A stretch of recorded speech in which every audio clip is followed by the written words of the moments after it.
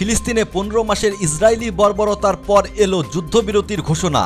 কাতার ও যুক্তরাষ্ট্রের মধ্যস্থতায় বুধবার দোহায় যুদ্ধবিরতি ও জিম্মি মুক্তির বিষয়ে চুক্তি করেছে হামাস ও নেতানিয়াহু প্রশাসন।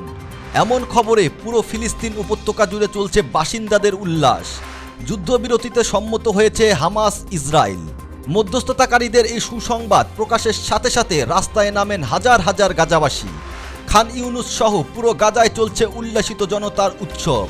দেয়া হচ্ছে বিভিন্ন স্লোগান, নেচে গেয়ে দিনটি উপভোগ করছে শিশুরাও, পোড়ানো হচ্ছে আতশবাজিও। এর আগে বাংলাদেশ সময় বুধবার রাতে আনুষ্ঠানিকভাবে যুদ্ধবিরতির চুক্তির বিষয়টি জানান কাতারের প্রধানমন্ত্রী শেখ মোহাম্মদ বিন আব্দুর রহমান আল থানি। ঘোষণায় তিনি বলেছেন, হামাস ইসরায়েল যুদ্ধবিরতি ও জিম্মি মুক্তির চুক্তি করেছে। ইসরায়েলি মন্ত্রিসভায় অনুমোদিত চুক্তিটি রোববার থেকে কার্যকর হবে। যদিও কাতারের প্রধানমন্ত্রীর আনুষ্ঠানিক ঘোষণার আগেই আলোচনার সঙ্গে সংশ্লিষ্ট কর্মকর্তার বরাত দিয়ে যুদ্ধবিরতির সংবাদ প্রকাশ করে গণমাধ্যমগুলো। মূলত এরপর থেকেই উল্লাসে ভেঙে পড়েন ফিলিস্তিনের নাগরিকরা। অবশেষে মুক্তি পেল সমস্ত ফিলিস্তিনবাসী।